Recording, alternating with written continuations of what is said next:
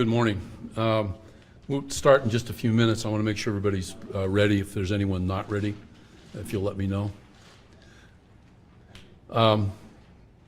Before I make a brief introduction and talk about what we will be doing this morning, I would appreciate a moment of silence in memory of Claire Davis, and then we'll begin.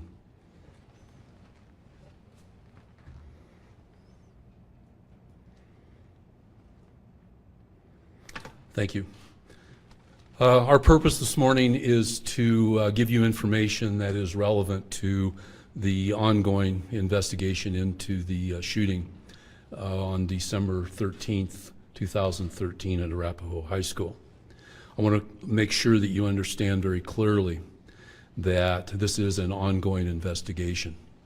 And because it's an ongoing investigation, there are a variety of issues and documents and material that we are not prepared, nor will we be prepared to release or discuss, as this is an ongoing investigation. As I've mentioned to you all from the very beginning of this incident, we are involved in a very complex and detailed investigation, and we will conduct our responsibilities professionally and thoroughly. Our investigation will be conducted properly, and it will be done right. It will not necessarily be done quick.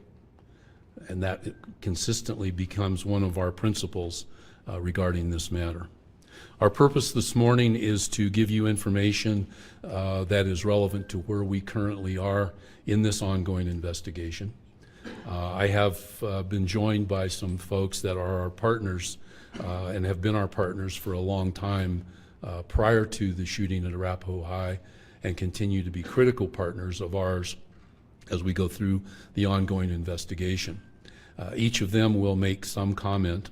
Once they've made some comment, I will come back and give you an overview of where we are now and what we've accomplished up to this point in time and what we know. And then once we've done that, Under Sheriff Walsher will talk to you briefly about the future of this investigation, what responsibilities need to be accomplished, and what we see as the long-term strategy that we need to look at.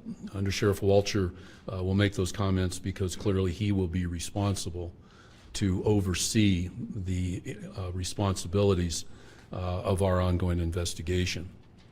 Once we've accomplished that, I'll come back to the podium and I will make an effort to answer questions that you may have. I would prefer that you hold your questions until the end of the process that we've lined out for question and answer. So with that, first and foremost this morning, we are joined by Mayor Kathy Noon, Mayor of Centennial. Kathy has some comments to make, but before she makes those comments, I want to make sure you know that the City of Centennial is an absolute critical partner with the Sheriff's Office and our ability to serve and protect our community.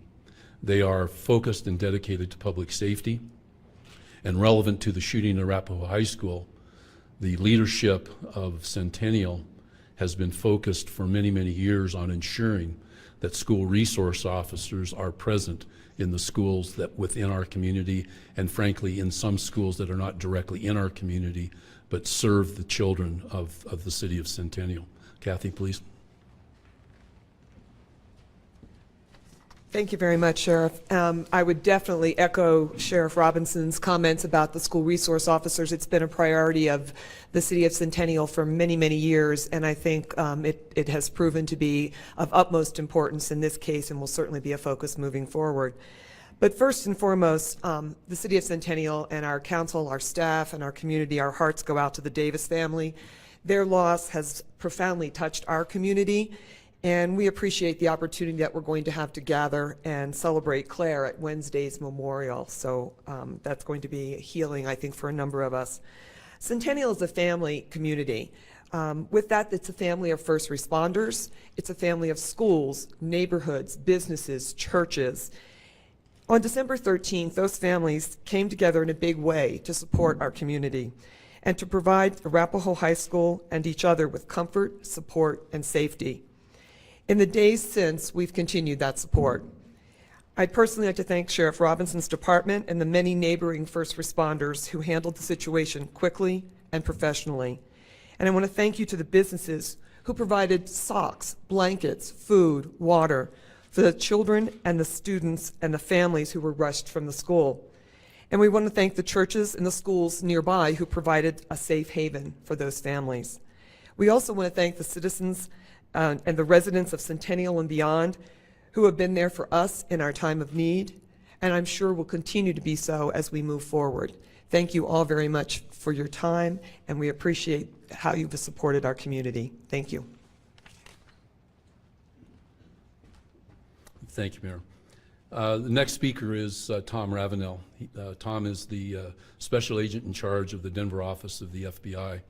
FBI is a critical partner to our ability at the Sheriff's Office to continue to keep our communities safe, and have been an absolute critical partner in the investigation from the very, very beginning of the shooting at Arapahoe High School. Tom, thank you for joining us. Thank you, Sheriff Robinson.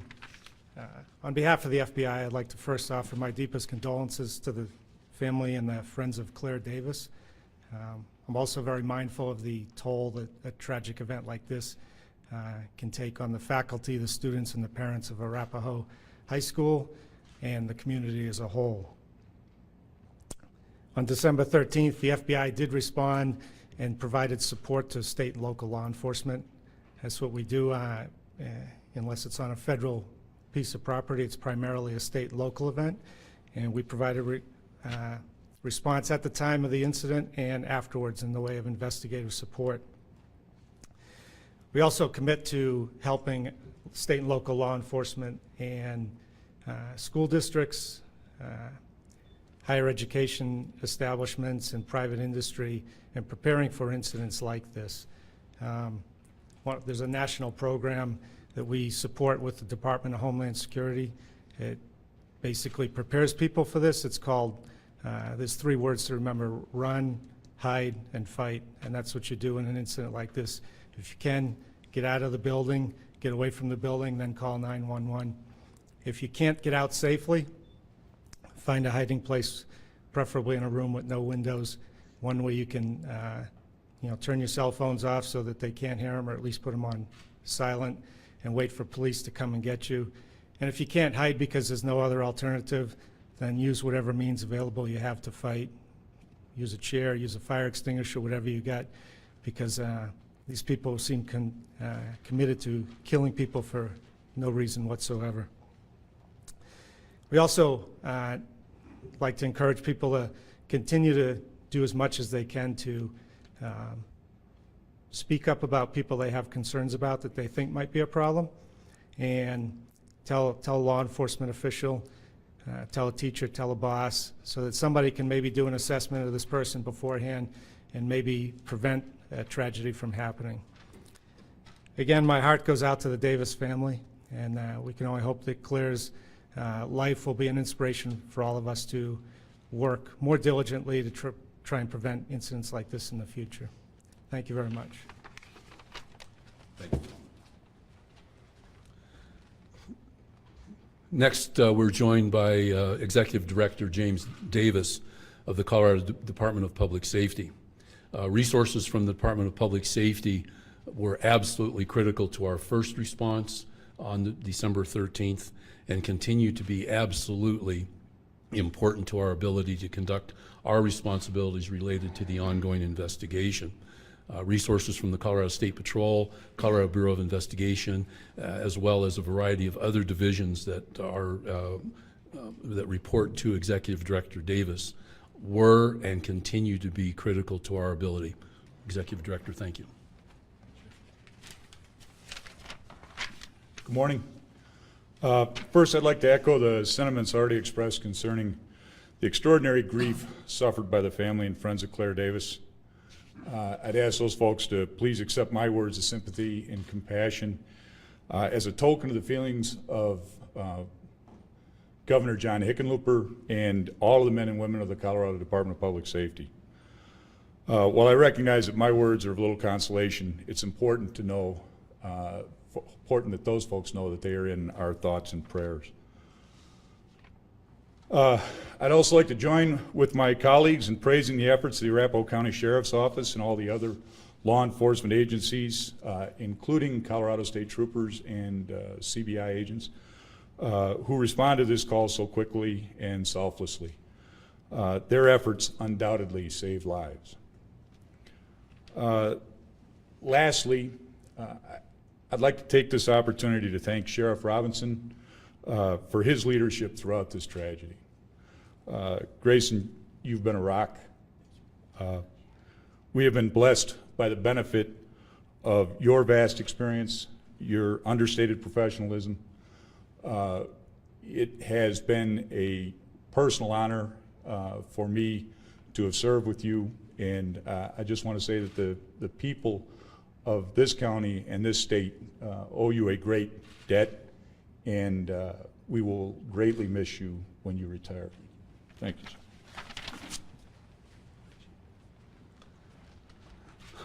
Thanks, Executive Director. The next individual that has joined us this morning is District Attorney George Brauchler.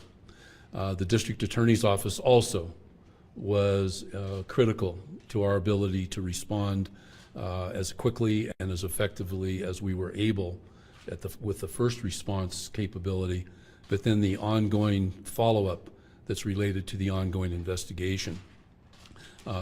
Members of the District Attorney's Office have been by our side from the very beginning, and they will continue to be by our side and partner with us as we continue to go through the complex responsibilities that we have associated with the ongoing investigation. District Attorney.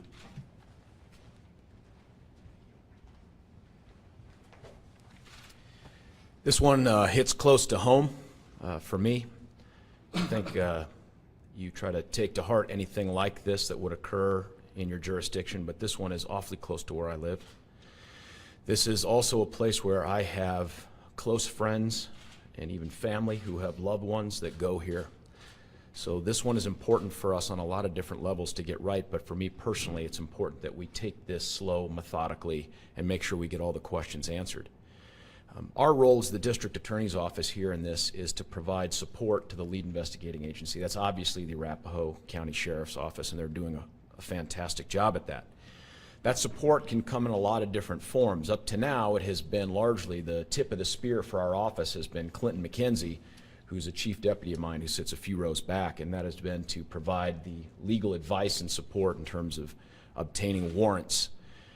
We have obtained, I think, somewhere in the neighborhood of close to a dozen warrants. We expect there to be a significant number more, and they're for all the things that you can imagine that we'd want to have access to that you can't just go in and grab. That's one part of what we do. The other part of what we do is to take the information that the Sheriff's Office discovers and apply that to our existing body of law to determine whether or not there is any criminal liability here that should attach. We are far too early in this process to definitively say one way or the other on a lot of different issues. But let me tell you the ones I think that the public obviously wants to have answers to and where we're at least from our analysis. I think one of the obvious questions that anyone in the public would have is, was this firearm that was used, was it obtained lawfully by the murderer?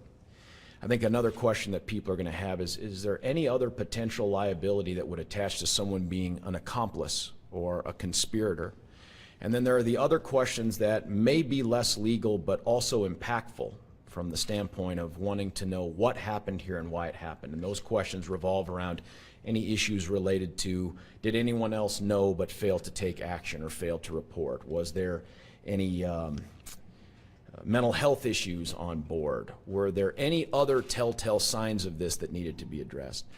I can say with certainty, other than the gun issue, all of those other questions have yet to be definitively answered because of how broad and detailed and painstakingly meticulous this investigation has taken this approach, and I appreciate that. As the gun is concerned, I can tell you based on the information that we've been provided, that we say with a high degree of confidence, there's absolutely nothing to suggest other than that this particular shotgun was obtained lawfully by the murderer in this case. For those of you that have worked with me over the last year that I've been in office, and I think for those of you that have worked with the sheriff over the last 42 years he's been in law enforcement, you know that we are each committed to the idea of transparency and the idea of getting the most appropriate information possible out to the public. I still believe in that, but I will tell you, given the latest information that we have and what I know needs to be done, it has been my strong suggestion to the sheriff, and I think he agrees mutually, and I think he believes this too, that we're not at a place right now to be unsealing affidavits for search warrants. We are not at a place to be disclosing any other physical materials or evidence that have been obtained. That's for some other date down the road. I too am completely confident in the sheriff's office in the way that they've approached this. Obviously, you have a sheriff's sheriff at the helm here running the show.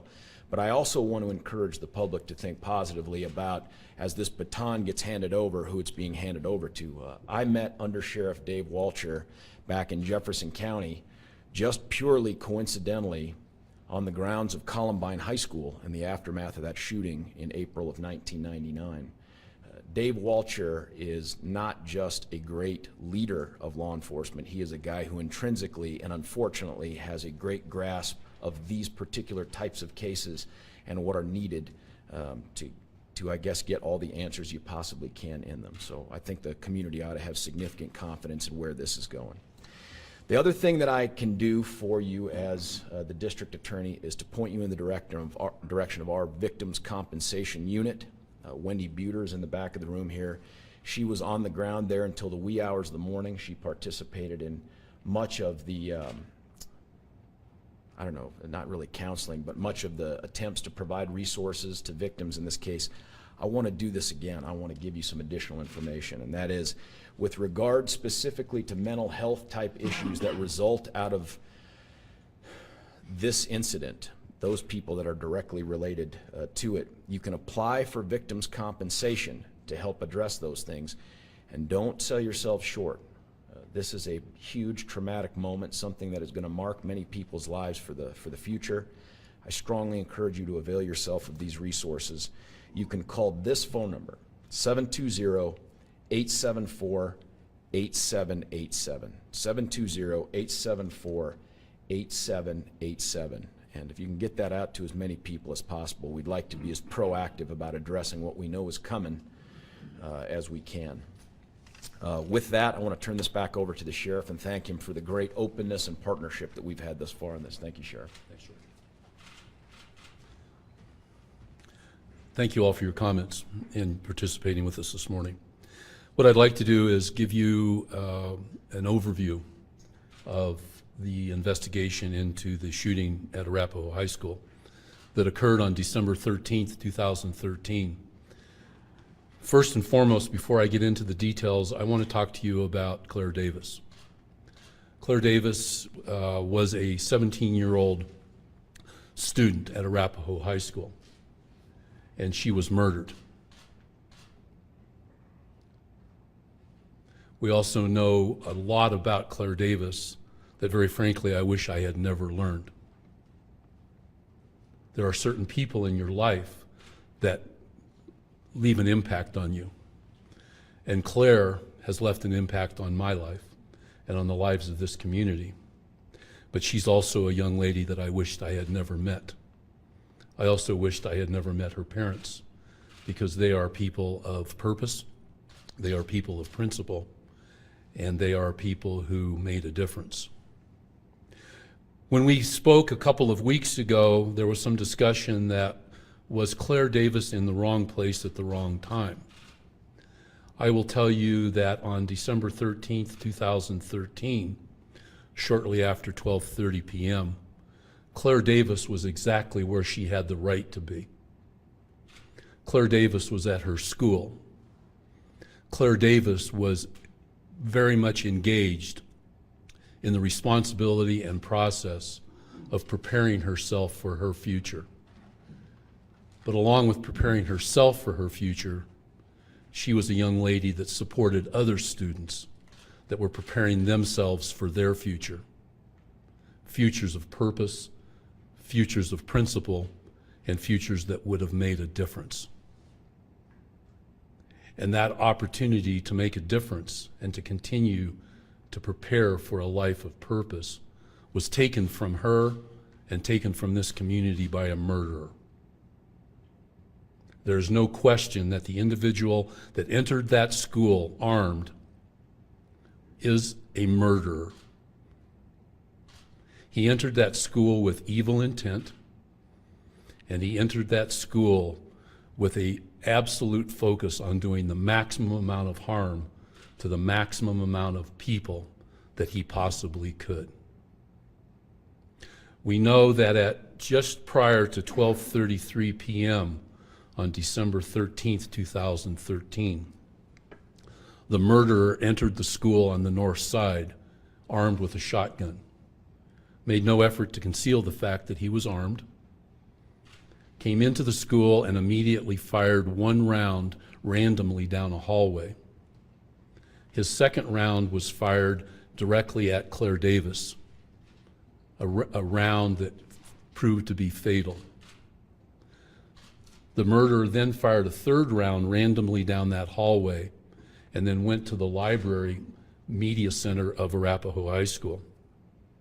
The library and media center of Arapahoe High School is located on the north central portion of the school facility, in the immediate area that he entered into a doorway. We know that the doorway on the north side that the murderer entered is supposed to be locked. Unfortunately, it rarely is, because it is more convenient for people to come and go from that area and not have to be obstructed by a locked door. The door that he entered was not secured on December 13th. He entered without any obstruction. When he entered the library area of the school, he fired one round into the immediate area of the offices of the individual that was the librarian and speech coach. Then went to the central portion of the library and ignited a Molotov cocktail. The ignition of the Molotov cocktail had the effect that it was designed for. Created an immediate fire and burnt 4 bookshelves with the books enclosed. Created a large amount of smoke and fire, which initiated the fire alarm in the school immediately. The murderer then fired a 5th round and then went to the back portion of the school and took his own life with a single gunshot wound to the head. We also now know that that entire process that I just explained to you took less than 1 minute and 20 seconds. From the time the murderer entered the school until his body was lying on the floor of the library was less than 1 minute and 20 seconds. In that time frame, as the murderer entered the school and fired the first round, a janitor announced a school lockdown. Immediately, students, faculty, and staff went to their designated classrooms and locked themselves into those classrooms. The fact that the lockdown protocols were implemented as quickly as they were is absolutely a critical element to the fact that we don't have additional injury or death in this situation. Students and faculty and staff responded to the lockdown exactly as they were trained to do and exactly as they were instructed to do. As the lockdown was being implemented, School Resource Officer James Englert and an unarmed school security guard, Rod Mahler, both ran to the library. And as I've mentioned to you, while we train for active shooter responses, one of the phrases that we always use is run to the thunder. Deputy sheriffs and other individuals responding are asked to respond to the thunder. Run to the thunder, and the reason we say run to the thunder is when gunshots are fired inside a school, the echo up and down the hallways sounds exactly like you might imagine thunder would sound in an open space. Deputy Englert and security guard Mahler ran to the thunder. And they made it very, very clear that they were running to the thunder. They were identifying themselves. They were making sure that students were getting into their classrooms. And we are confident that the murderer knew they were in his immediate area.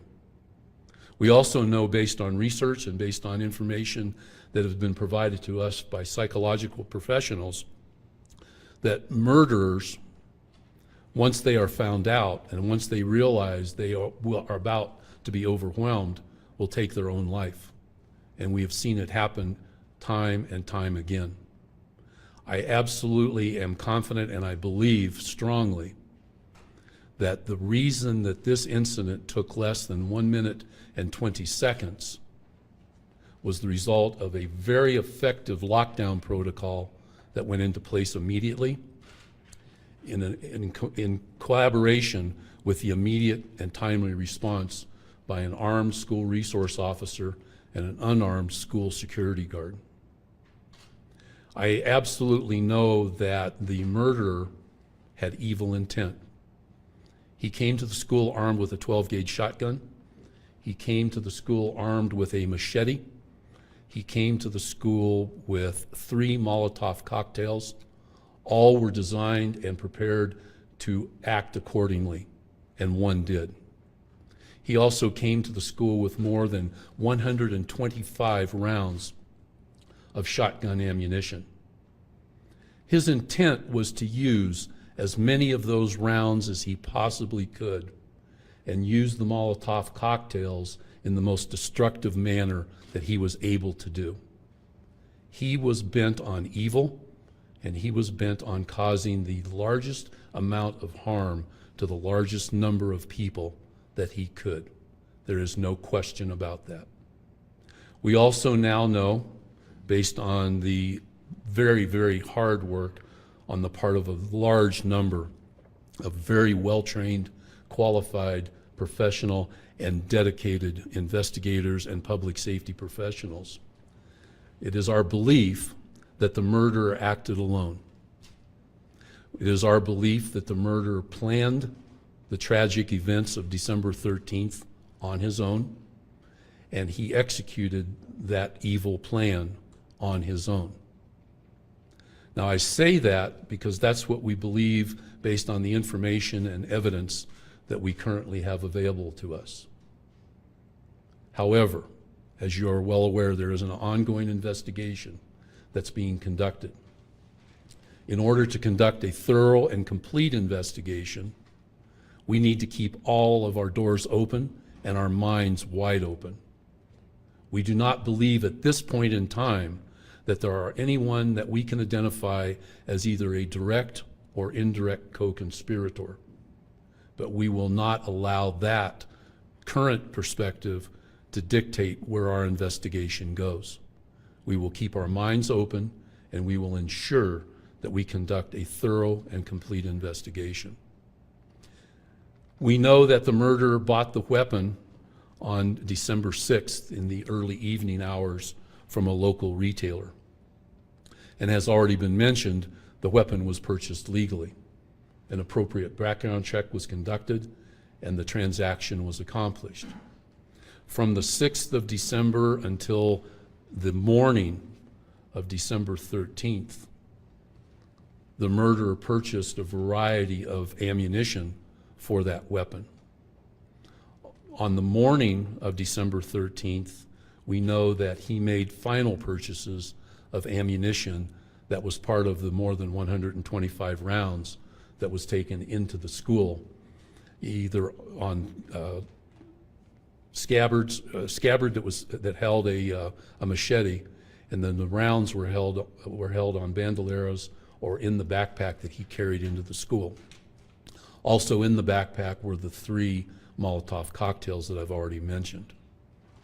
We also know that up to the very last half hour of December 13th, 2013, around 12 noon, the murder was still in the planning process and had taken steps to purchase additional ammunition that he brought to the school for his evil acts.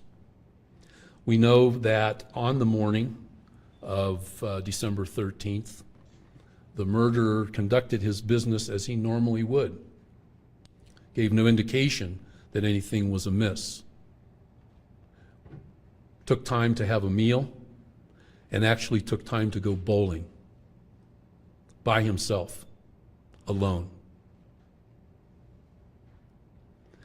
When he entered the school at just shortly before 12:33, he had planned to cause a maximum amount of harm.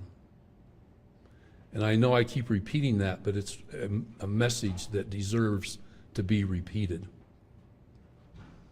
There is no question that this was a very deliberate and planned event, and that the outcome that this individual had on his mind is very clear to us. Maximum harm to the maximum number of people who were simply doing what they had the right to do. And that right was to prepare themselves for their lives, or to be part of a process that would prepare young people for their lives. Teachers, faculty, staff, and students were all victimized by this evil individual. Our community has also been victimized by this evil individual and his evil act.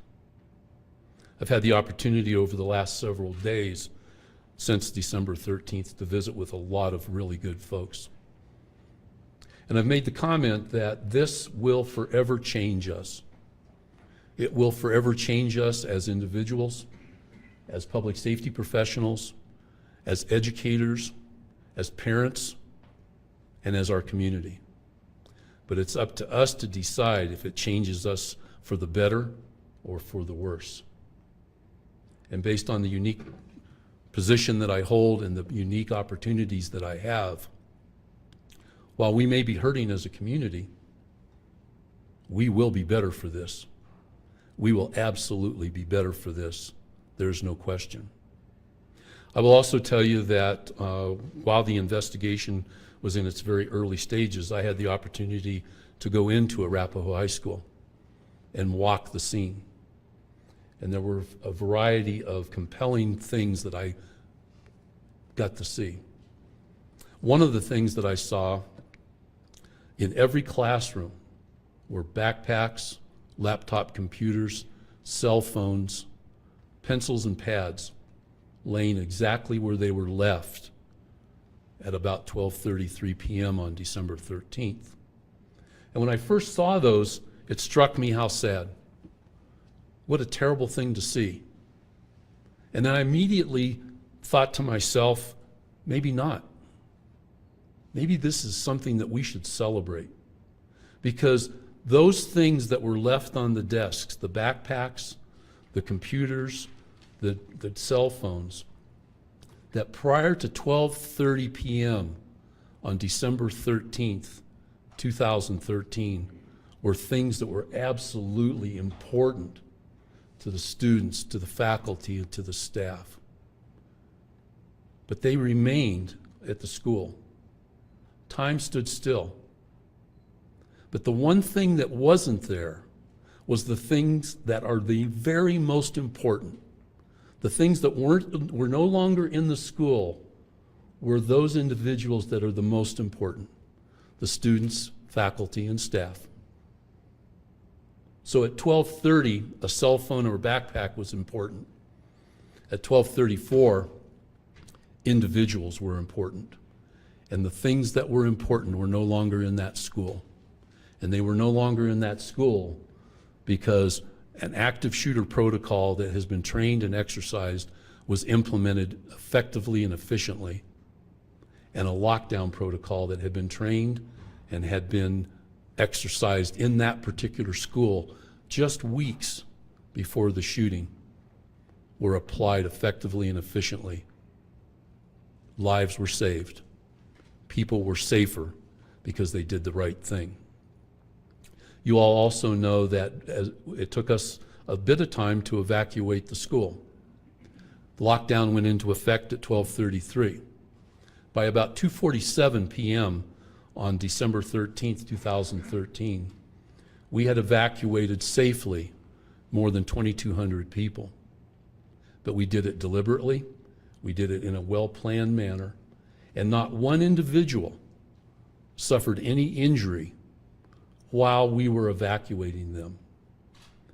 We took our time to search the school and make sure there were no other murderers in the school. We took our time to make sure that the students in each of those classrooms were safe. Because in the classroom, under a lockdown protocol, when deputy sheriffs and police officers are searching a building, those students and staff are most safe. And those students and staff understood that. They took the time to be safe and support one another in those classrooms. But by 2:47, we had evacuated the entire school. We did it safely. And shortly after 5 p.m. on Friday the 13th, we had accounted for every student and we had reunited them with their family. Those are the things we know. This is an ongoing investigation.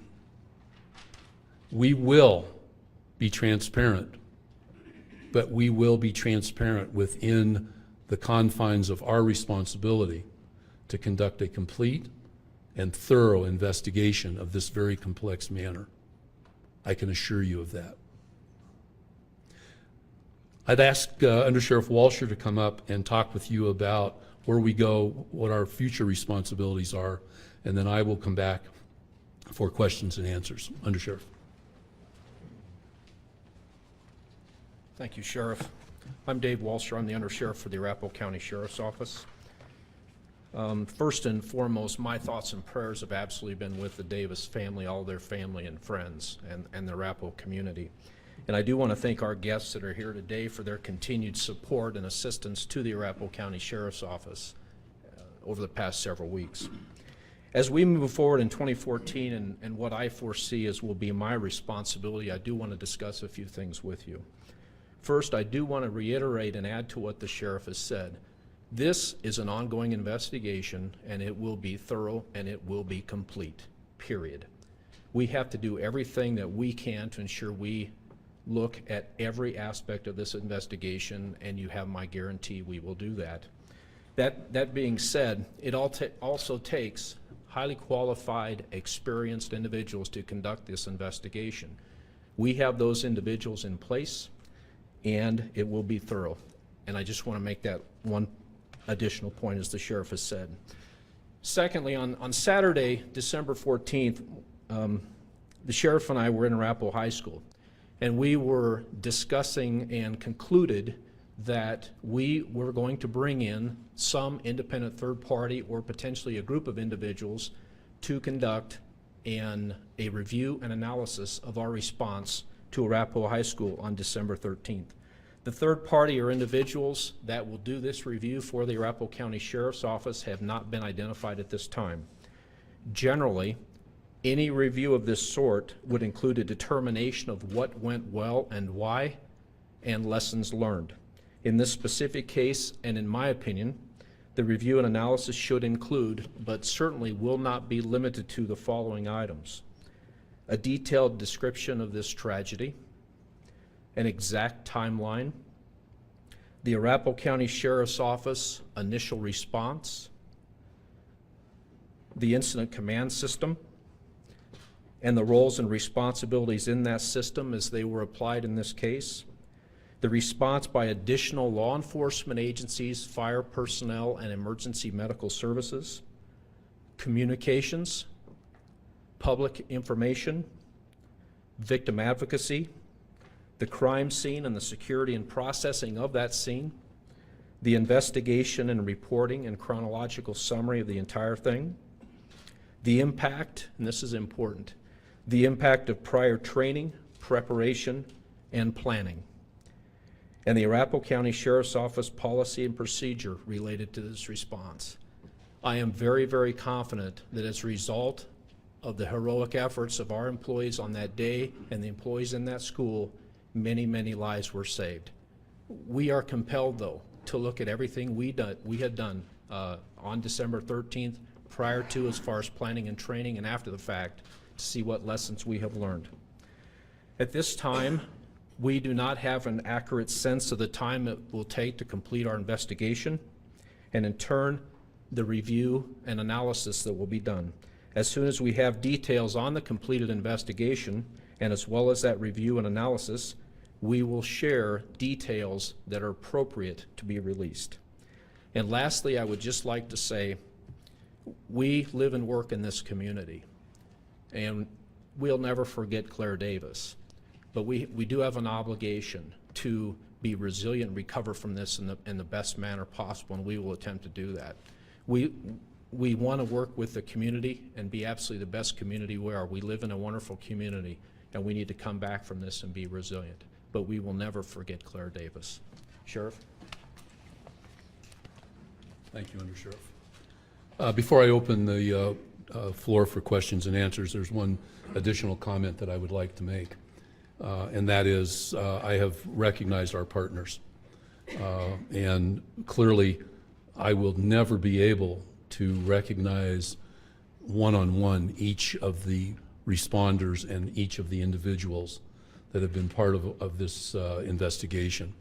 But I have recognized our key partners, and again, I am grateful and I am blessed for those relationships. There's one other partner that I would like to recognize, and that's each of you in the media. I very much appreciate your professionalism. I very much appreciate your approach to informing our community of the issues related to the December 13th, 2013 shooting. I very much appreciate each and every one of your approach and your support that you've provided us and the collaboration that you've demonstrated. Not that I didn't expect it, because that's how we've conducted our business as partners over the years. And I understand you have a job to do and we have a job to do, but across the board we've been all able to do our job effectively and appropriately because we've respected one another and we've understood each other's roles. And I want to make sure you understand that I am grateful to each member of the media. So with that, I'll try to answer questions. Yes, sir. So the door that you said was unlocked, but should have been locked, was that an exterior door or an interior door? The question was if the door that was the murderer entered, if it was locked or unlocked. It was unlocked. It was set ajar, but it was an exterior door, and it's actually a set of two doors. One that goes immediately to the outside, and then another that separates the outside from the building. Probably a cold air block, something of that nature. The door was probably blocked open, which is pretty much standard protocol, as I mentioned before, because it's inconvenient for people to come and go through through another area.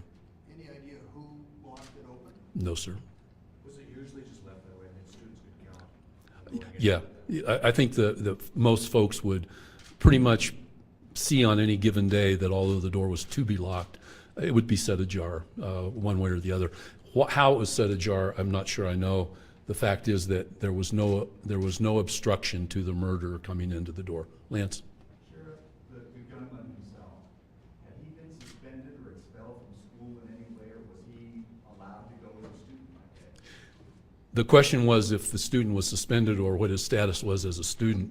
It is our understanding that the murderer was to be in classes that day, and he had no obstruction to him coming and going to his scheduled classes in any way, shape, or form.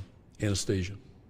Sheriff, in addition to any of the writings that you found on his body, did you find any writings in the home, his car, anything else that would give the investigators clues as to why he did what he did? The writings that were on his body we've already discussed, and the writings that were on his arm, first was the Latin phrase, the die has been cast.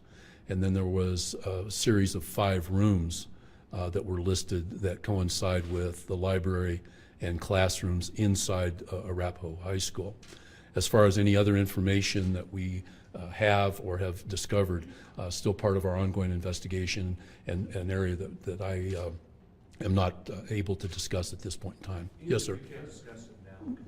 Yes, sir. Sure, you said the gunman discharged weapon 5 times. Was it self-inflicted gunshot? Was that 5 or number 6? No, the question was the number of rounds. There were 6 rounds fired that we've identified. 3 rounds were fired in the hallway immediately adjacent to the north door that he entered. One of them was a fatal round to Claire Davis. He then entered the library, fired a round into the immediate office area of the librarian, then fired a 5th round into the immediate area of the librarian. The 6th round was the round that was a self-inflicted gunshot wound that killed the murderer. Yes, sir. Do you have any, I know you can't say, do you have any clearer idea as to the motive than you're able to say? I mean, even if you can't say what it is in your own mind, do you have any better understanding now? I will tell you that I'm not at liberty to go into a great deal of detail. However, early on, we all discussed that one of the motives that we've been able to identify early on was a disagreement between the murderer and the speech team coach. We still believe that that was a primary motivator and an element that was critical to the murder's plan. Yes, ma'am. At this point, what more do you know about the threat that he made in September and how it was reported and how it was? The question was the threat that was allegedly made in September. We are still trying to evaluate that particular part of the ongoing investigation.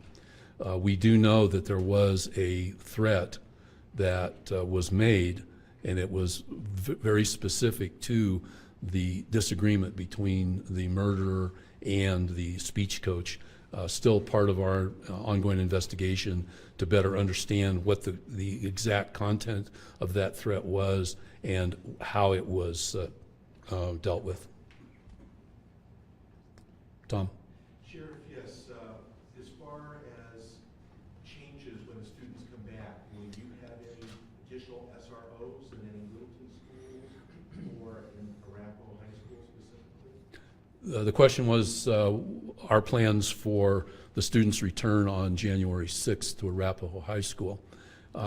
As all of you are well aware, when the students and faculty were allowed back into the school to retrieve their personal property, the sheriff's office had a presence, a uniform presence. And our purpose was to ensure students, faculty, and staff that that school is a safe place to be. Our other purpose was to interact with those students, faculty, and staff, not as peace officers, but as fellow members of our community there in support of them. When the students return to Arapahoe High School on the 6th of January, we will have a uniform presence. We have no need to add additional school resource officers with the support of the City of Centennial. We have deployed school resource officers to the schools that we're able to and within our deployment strategy. Anastasia. Sir, will the SRO, who you hailed as a hero in this, is he going to be ready to come back to work, or how is he doing? Question was in concern for our deputy, and I appreciate that question. James Englert is a hero. There's no question. James responded heroically, and he saved lives. James Englert is a strong man. He's a man of commitment, and he is a man of service to others. He has already been back to the school. Each time that we have been at the school with our uniform presence that I talked about, James Englert was part of that uniform presence. James Englert was given the distinct honor on Saturday to serve as a pallbearer for Claire Davis, and he was asked specifically by the Davis family. James Englert will be on duty on January 6th, and he will continue to serve with pride and with a focus on service to others. I will also mention to you that because we're involved in an ongoing investigation, James Englert is not available for interview. We've told you that when the time was right, he will be, and he will be. But because of his absolute critical, direct involvement in this tragic incident, he is an important part of our ongoing investigation. He is not available for interview or discussion, and he will not be until I authorize it. Yes, sir. Clarify, when you said he will be on duty, will he be on duty as the SRO at Arapahoe High School that day? James Englert is a school resource officer, deputy sheriff with the Arapahoe County Sheriff's Office. His current assignment is school resource officer at Arapahoe High School. He will conduct his responsibilities in that assignment on January 6th and after. He is a very important part of the Arapahoe High School family. We think he's a deputy sheriff. They think he's a warrior. We all believe that somewhere in the middle is where he is at. But the students, faculty, and staff absolutely consider James Englert a part of their family, just as we at the Sheriff's Office consider him part of ours. Yes, sir. Sheriff, back to that door for a minute. Had it been I'm sorry. closed, back to that door. Okay. for a minute. Had it been closed and locked, would that have prevented the shootings? The question was if the door had been locked, would it have prevented the shootings? I will tell you that I'm not in a position to speculate. I don't believe it would have, because I believe that the murderer was intent on executing his violence and his evil. He would have found a way to enter that school. I don't believe the fact that that door was set ajar, had it been locked, I do not believe that that would have prevented this evil act. Yes, ma'am. So you mentioned that he went bowling before the shooting. That's what Cleveland and Harris did too. Do you think that he's inspired at all by Columbine? You need to repeat your question because I think it's inaccurate. Try it again. Did you say that he went bowling before, like on the day before the shooting? He went, thank you. He went bowling the morning of December 13th. I think that that's what Cleveland and Harris did before Columbine, no? I don't know. I'm not familiar with that. And certainly if there is a relationship, we will find it and report it in our ongoing investigation. Tom? Sheriff, could you please spell out the names? And also I understood that not only was James there as the SRO, but there were two other guards who were school administrators. If you could spell out 2 or 3 of the names, if you would, please. And also another follow-up question. The first was James Englert, and James is the deputy sheriff assigned there. Englert is his last name. The unarmed school security guard is very frankly, a retired deputy sheriff from Arapahoe County, and his name is Rod Mahler, M-A-U-L-E-R. As far as the names of the administrators, I don't have them at this point. Anastasia. Oh, I'm sorry, Tom, you had a follow-up? Thanks for remembering.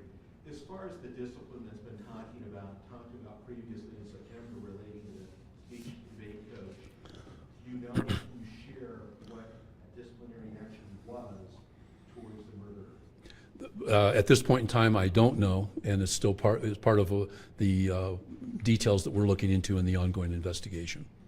Anastasia? Sir, I was wondering if you would be so inclined to share a photo of the deputy sheriff with us so we can better tell the story. Let me contemplate that.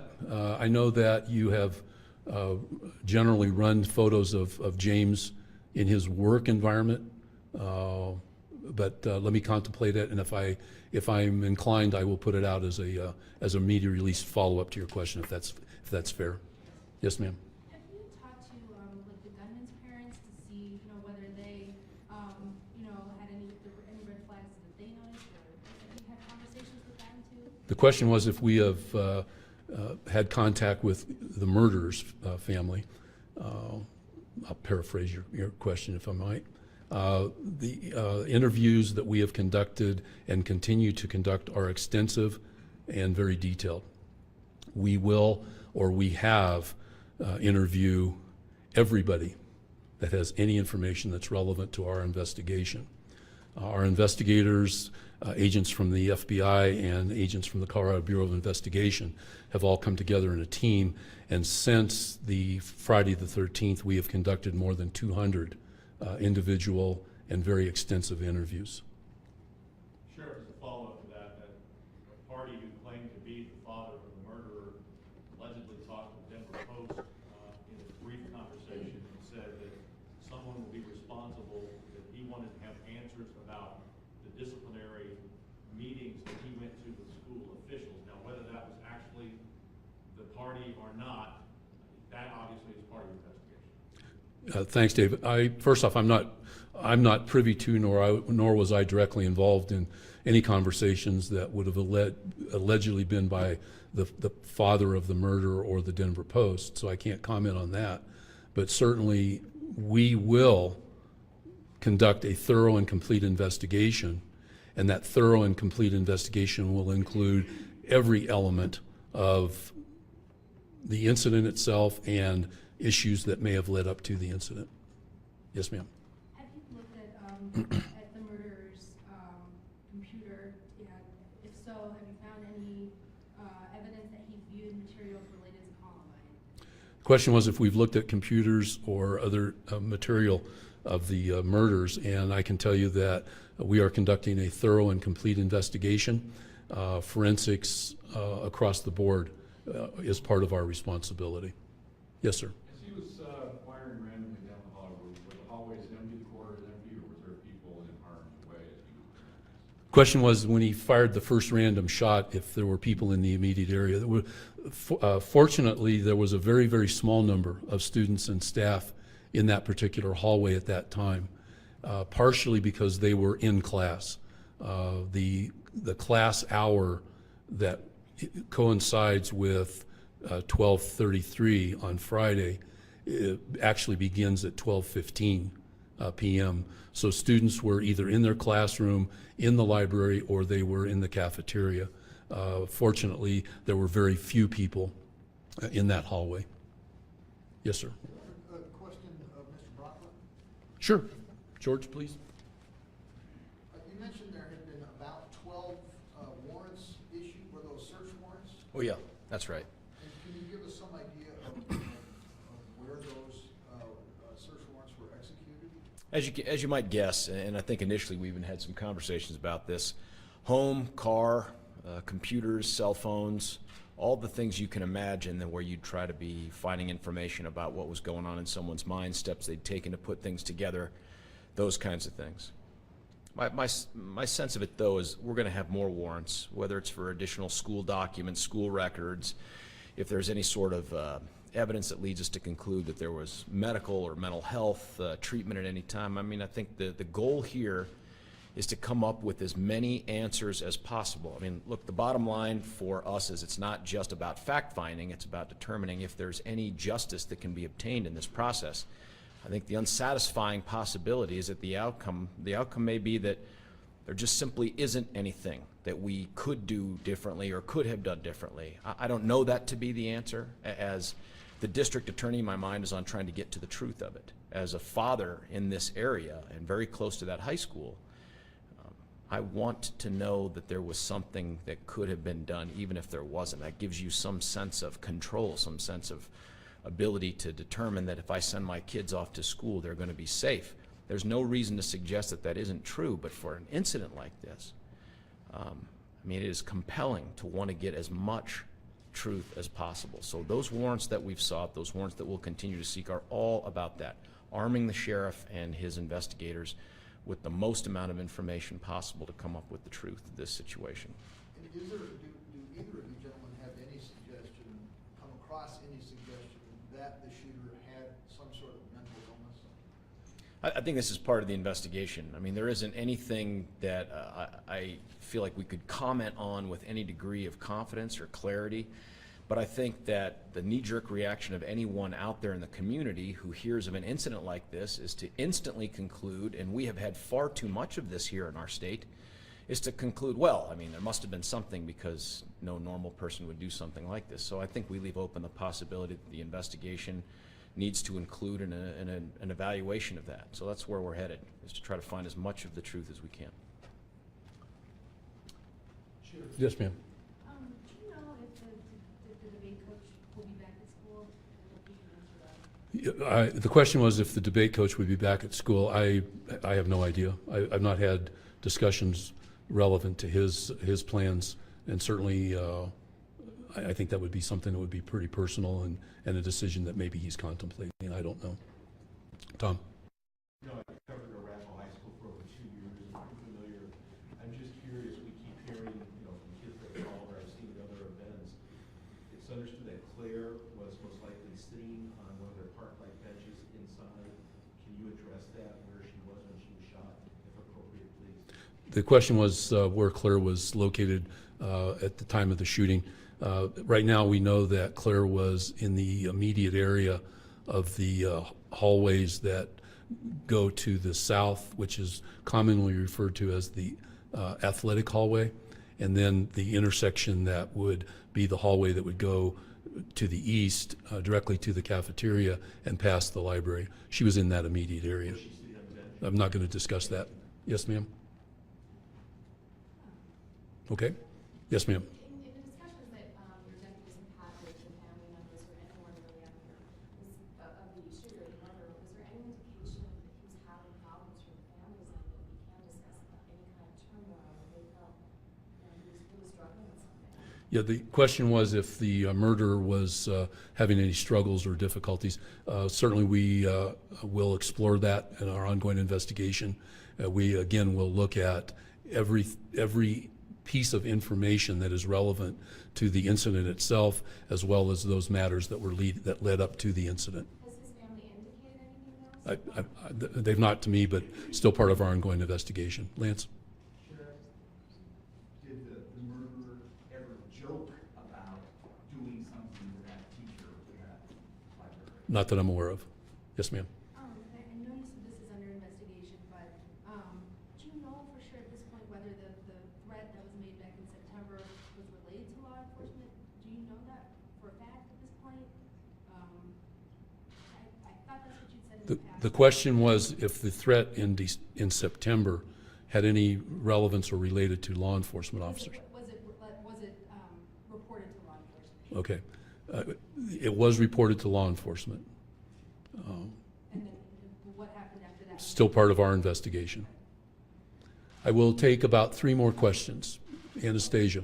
For our planning and general communication with the view and public purposes, even though you probably can't put a time on how long an investigation like this could last, but what are your guesstimates? Are we looking at months, a year, more? The question was if I have a timeline of when the conclusion of this investigation will be released. And as the undersheriff has mentioned, clearly we don't know, and very frankly will not put a timeline on it. We have a large number of well-trained, very qualified, and very, very dedicated men and women conducting this investigation. As I've mentioned to you from the very beginning, this investigation will be done thoroughly, completely. It will be done right, not necessarily quick. I will allow my colleagues who are responsible for the investigation to determine what that timeline is. I will not arbitrarily put a timeline on those men and women and the work that they have to accomplish. Do you expect it to be on your watch? No, sir. My watch is ticking down pretty quickly. Yeah. I'm not sure exactly how to ask this, but if the shooter doesn't really fit the profile of somebody that would do something this terrible, I mean, that's got to leave your investigators and your psychologists just scratching their head. But it seems to me if he doesn't fit the profile, are there lessons to be learned in the future for law enforcement and educators? The first and foremost, I'm not really able to respond completely to your question because it's still part of the ongoing investigation. I would, myself at least, and I'm sure the investigators have the same mindset that we will not allow some stereotypical, quote, profile to drive our investigation. We will deal with facts, we will deal with evidence, and we will deal with the truth.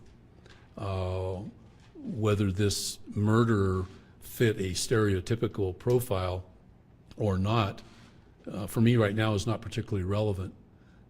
We will focus on the murderer, and we will focus on the evidence, facts, and the truth of this investigation. One more question. Grayson. I'm sorry, Ron, but this is credentialed media questions only. I'll answer your question. I'll be glad to answer your question afterward, but I've specifically credentialed media only. Anastasia. Sir, this is undoubtedly a large event in our community as a whole and for this department specifically. Talk to me about what this means for you. This is your hopefully last one big thing. What does it mean for you professionally and personally as you prepare to leave office after such a long and decorated career? First off, I can tell you from a professional perspective that this is something that I wished we had not had to deal with. But I think any sheriff, police chief, community leader across our country would say the same thing. But the fact is we don't always get our wishes. And you have to respond and conduct your business as the community expects you to do that. And I believe we have done that as an organization and as a group of partners. I believe that if this had to happen in our community, we responded because of our training, because of our exercises, and very frankly, because of the committed efforts of the men and women that responded. We know that our exercises and our training were applied very, very effectively on December 13th. And those are trainings and exercises that we have to do, but we pray we never have to utilize. Unfortunately, we had to. Fortunately, we responded very effectively. And I am grateful and blessed for that. From a private and personal perspective, I will personally be forever touched by the death of Claire Davis. She, as I've mentioned, was a woman of purpose and principle. And the fact that I had to meet her parents, and frankly, I got to meet her, is a situation that is compelling and humbling, and a situation that will forever impact me personally as an individual. But I also am going to use it to motivate me to continue to be a pretty loud voice on a whole lot of issues. So that's where I'm at. One more question if there is one.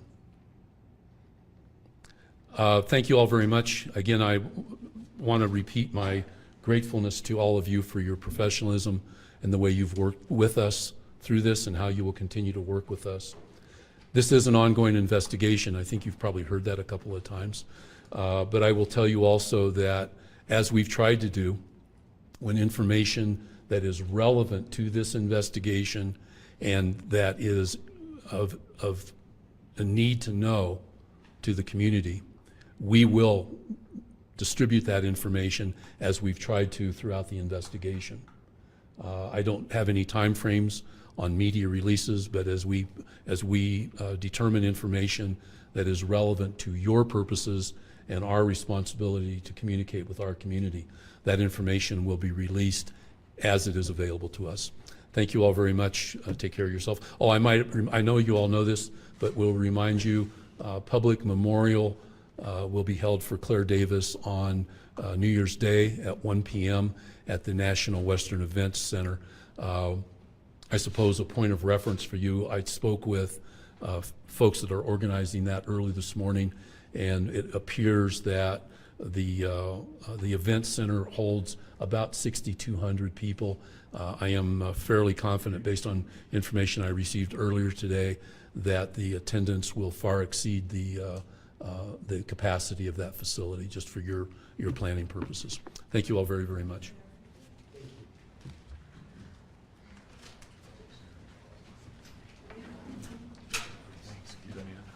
Got it.